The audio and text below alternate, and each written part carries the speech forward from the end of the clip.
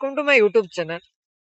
तो पिलामाने जो मैंने 10th एग्जाम देवाक जाउछंती 10th एग्जाम देवाक जाउछन सेमान पई वीडियोटी बहुत इंपोर्टेंट रहिछि काहेकि ना एई वीडियो रे मु तमरो ओडियार जो तमरो एमआईएल ओडिया रहिछि फास्ट लैंग्वेज ओडिया तार इंपोर्टेंट किछि रचना जो रचना कि तमरो ए वर्ष 2026 बोर्ड रे पूरा 100% आसवाक जाउछि सेही सब रचना आज डिस्कस करिया पिला माने तमर एनेमी एवं किछि रचना जोडा कि ए वर्षर मोस्ट इंपोर्टेंट टोटल तुमको तीनोटी ही रचना मु देबी से तीनोटी रचना जो तुम ए वर्ष प्रैक्टिस करि दउछो सेति मध्यरु तमर टोटल दुईटी किंबा टोटल तीनोटी ही आसी जाई पारे ठीक अछि तो केही भी सेते वीडियो को मिस करो नै जदि वीडियो मिस करियो तमे ही हैरान हबो तो जो मैंने चैनल नुआ अच्छे चैनल सब्सक्राइब करने सहित पाखे बेल नोटिफिकेशन ऑल क्लिक करो वीडियो लाइक करो और सांग शेयर करो चलो वीडियो देखा ठीक अच्छे कहीं मिस करो ना तो जो प्रथम रहा कौन प्रथम देखो प्रथम हाइलाइट कर दूसरी प्रथम तुम गोटे मिनट पे प्रथम तुम प्रति वर्ष गोटे टपिक आसे से टपिक कौन हो सांप्रतिक घटना सांप्रतिक घटना माने तुम जो रिसेंट जो घटना सब घटी थाए से सब विषय आसता है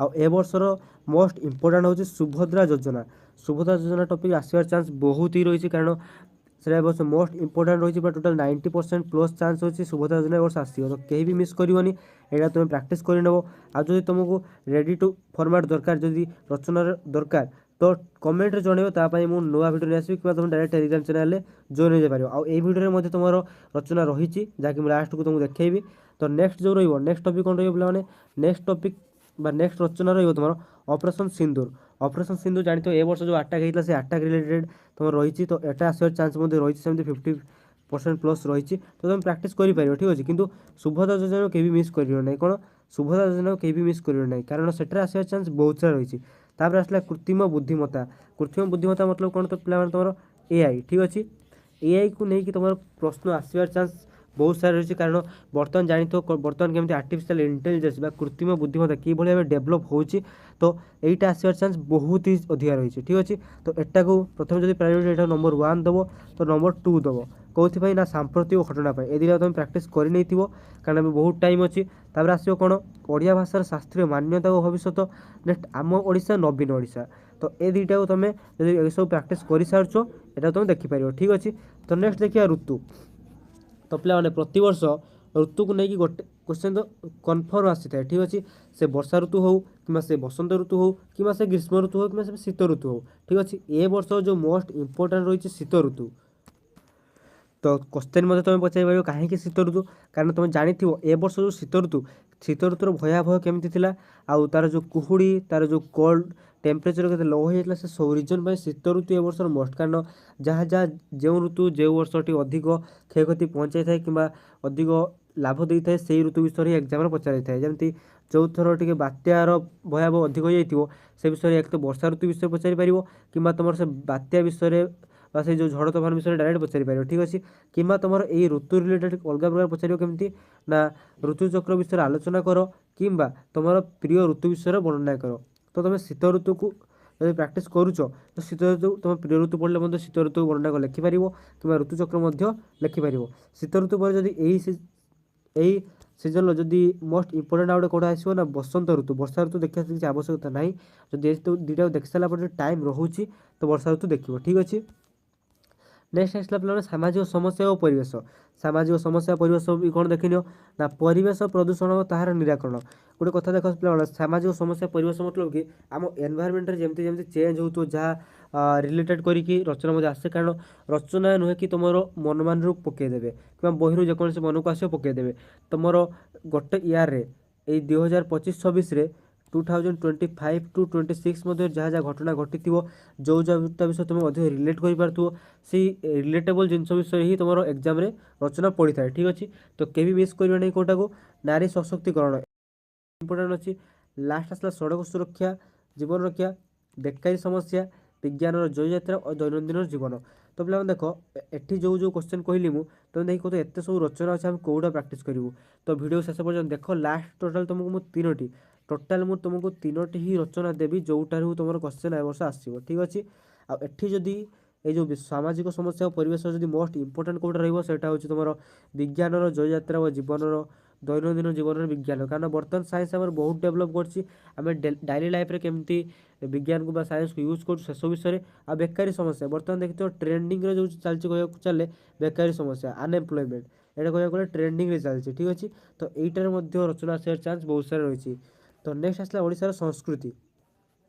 ओडिशार संस्कृति तुमको ओडिशार पर्वपराणी पचारि दे पारे, तुम प्रिय कवि कि लेखक ए दुईटा जो रहा उत्कलमणि गोपबंधु कि मधुसूदन दास आसार चान्स बहुत ही कम रही। तुम प्राक्टिस कर ठीक अच्छे। किंतु ओडिशार पर्वपर्वाणी आ ऐतिहासिक स्थान भ्रमण कि दर्शनीय स्थान यही दुईटारू क्वेश्चन आसते पे तुम देखी नहीं। नेक्स्ट आसला छात्र जीवन आउ अन्यान्य। छात्र जीवन अन्यान्य कहार मतलब कि कौन आस देखी पे प्रिवियस क्वेश्चन सब देखी छात्र जीवन और श्रृंखला, मोर जीवन लक्ष्य, संवादपत्र पठन उपकारिता ठीक अच्छे। तो सबकिछ मुझे तुमको कहीदेली कौ रचना रही। लास्ट तुमको कही गोटे रचना मतलब नहीं आसी जोड़े शीत ऋतु विषय। तो मोस्ट इंपोर्टाट आम डिस्कस कर टाइम आसला ठीक अच्छे। कौटा तुम प्राक्टिस कर कारण बहुत सारा रचना मुझे कहीदेली। तो कौटा तुमको कौटा इजी हम तुम एग्जाम कौटा आसार चान्स बहुत सारा रही आम देखा। तो देखो पे जब मुझे कौटा जो फास्ट जो प्रायोरीटी दब फास्ट प्रायोरीटी तुम आसो शीत ऋतु कौटा को ना शीत शीत ऋतु। देन कौटा को दब देन दब सुभद्रा योजना कौटा को सुभद्रा योजना। कहीं कौच तुम बुझी सारी कहीं कौच शीत ऋतु को अधिका दब कारण इधर आसार चान्स बहुत सारा रही। जब शीत डायरेक्ट न आसे तुम प्रिय ऋतु पचार दे पारे। तापर आसो एआई कृत्रिम बुद्धिमत्ता ठीक अच्छे। मुझे एआई लिखु सर्ट्रे कृत्रिम बुद्धिमत्ता। तापर आउ गोटे आसीपे जो देली ये गोटे मिनिट बेकारी समस्या जोड़ा कह ट्रेंडिंग में चलती। आउट रहा कौन विज्ञान जययात्रा विज्ञान दैनंदिन जीवन विज्ञान। तुम जब पे 3टा कर सारी आउ सरी पे ये जो विज्ञान जययात्रा रहा यहाँ से आर्टिफिशियल इंटेलिजेंस उपर ही रही। बाकी उपक्रम ही चेंज हो बाकी सब तुम सेम लिखले भी तुमको 10 आउट ऑफ 10 मार्क मिल जाए ठीक अच्छे। आ बाकी है बेकारी समस्या रिलेटेड कर तुम लिखिपार तुम जमी बर्तमान चली एजुकेशन सिस्टम उपर हो सॉरी एजुकेशन सिस्टम उपर नुहे जमी बर्तमान जो अनएम्प्लॉयमेंट उपर केमती कौन सब चलती से सब विषय तुम लिखिपार।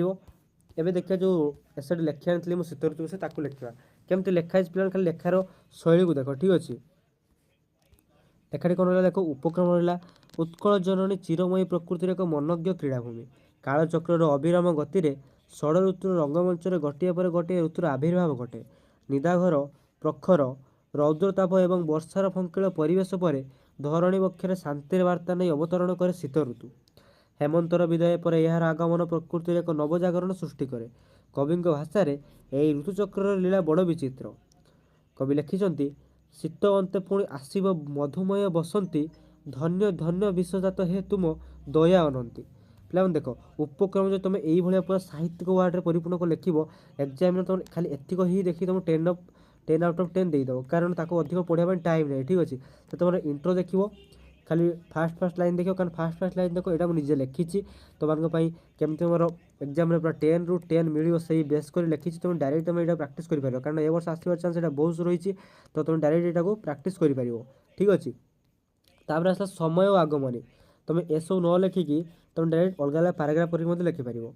ओडिया पांजी अनुसार पौष और माघ मास को शीत ऋतु कहुए। तेज मार्गशीर शेषार्धर फाल्गुनर प्रारंभ पर्यंत यार प्रभाव अनुभूत हुए। उत्तर दिगर प्रवाहित शीतल समीरण बा पवन जनजीवन को शिहरित करदिए। यही समय धरणी राणी कुहुड़ीर एक श्वेत चादर में निजक आच्छादित करे। तापर गोटे पिला लिखाई गोटे कविता निजे लिखी तुम हेमंत गला पछे पछे शीत आसे धीरे कुहुड़ीर ओढ़णी टाणी कंपे धरणी सिरे। कौन कहले हेमंत गला पछे पछे शीत आसे धीरे कुहुड़ीर ओढ़णी टाणी कंपे धरणी सिरे। शिशुर बिंदुरे मुक्तार झलक सूर्य हसे मिठा मिठा प्रकृति राणीर शीतल स्पर्शे लागे सबु एठी नुआ नुआ। कौन लागे सबु एठी नुआ नुआ। नेक्स्ट कौन है पे देख प्रत्येक ईयर गोटे कविता लिखाई कारण यहाँ ही तुम लेखा डिजाइन को जो कविता लेखा रचन गोटे सुंदर लुक देता है। जो रचना तुम लिख से रचना गोटे डिजाइन जो तार गोटे शैली थाए बहुत बढ़िया से रिप्रेजेंट करता है ठीक अच्छे। तापर आसला प्राकृतिक सौंदर्य शीत ऋतु में प्रकृति एक भिन्न कलेबर धारण करे। घासर गालीचा पर शिशुर बिंदुर मुक्ता परी झलसी उठे। सकाळर बालारुण अर्थात सकाळर सूर्य कमल किरण प्राणी जगत अमृत तुल्य मन हुए। विभिन्न रंग बेरंगर पुष्प तथा गेंडु गोलाप चंद्रमल्लिका उद्यान को सुरभित कर दियंती। यथार्थरे कवि गाई शीत आसला शीतल पवने कुहुड़ी ढांकिला गाँव बने धूपरे बसी आनंद हुए। शीत ऋतु मन को शांति दिए। देख पिला प्रत्येक पाराग्राफ गोटे गोटे कविता। नेक्स्ट आसला कृषि और गणपर्व। शीत ऋतु ହେଉଛି ପ୍ରାଚୁର୍ଯ୍ୟର ଋତୁ। କ୍ଷେତ୍ରରେ ସୁବର୍ଣ୍ଣ ରଙ୍ଗର ଧାନ ଶସ୍ୟ ଚାଷୀ ମନରେ ଆନନ୍ଦର ଲହରୀ ଖେଳାଇ ଦିଏ। ପରିବା ବଗିଚାରେ ଫୁଲକୋବି, ବନ୍ଧାକୋବି ଓ ବିଲାତି ବାଇଗଣର ସମ୍ଭାର ଦେଖିବାକୁ ମିଳେ।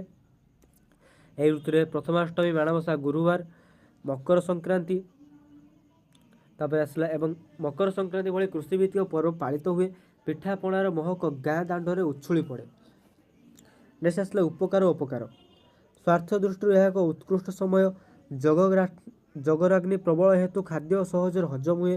ଛାତ୍ରଛାତ୍ରୀମାନେ ଅଧ୍ୟୟନରେ ଏବଂ ଭ୍ରମଣ ବିଳାସୀରେ ମାନେ ବଣଭୋଜିର ବନଦିବସ ମଧ୍ୟ ଯେଉଁଟାକି ଆମେ ପିକନିକ୍ ବୋଲି କହୁଛୁ। ତେବେ ଦରିଦ୍ର ଓ ନିରାଶ୍ରୟ ବ୍ୟକ୍ତିମାନଙ୍କ ପାଇଁ ଶୀତ ଋତୁ ଏକ ଅଭିଶାପ ସଦୃଶ। କ'ଣ ପାଇଁ ଦେଖ ଏଇଠି ଲେଖା ହେଇଛି, ଅଭାବରୁ ସେମାନେ ଦୁର୍ଦ୍ଦଶା ବଢ଼ିଯାଏ। ତଥାପି ପ୍ରକୃତିର ନିୟମ ଅନୁସାରେ ନିଦାଘ ସମୟ ହେଲେ ହିଁ ଦାରୁଣ।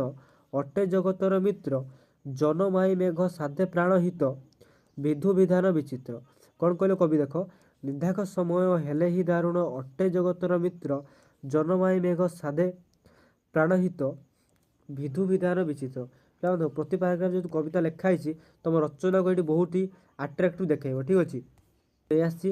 তো এই পরিশ্রম পাই তুমি চ্যানেলটি সবসক্রাইব করে এবং ভিডিওটি লাইক করা মধ্যে কেউ भी ভুলিব না। ঠিক আছে, আপনি আমি ଯେଉଁ রচনা ଦେଇଛି ইম্পর্টাଣ୍ଟ ବୋଲି କହିକି ତାକୁ ପ୍ରାକ୍ଟିସ୍ କରିନେବ। ତମେ ଯଦି ୟାକୁ ପ୍ରାକ୍ଟିସ୍ ନ କରିବ ତ ତମେ ବହୁତ ପସ୍ତେଇବ, ଏକ୍ଜାମରେ ଆସିଯାଇଛ କିନ୍ତୁ ତମେ ପ୍ରାକ୍ଟିସ୍ କରିନେଇଛ। ଠିକ୍ ଅଛି, ଲାଷ୍ଟ ଆସିଲା ଉପସଂହାର।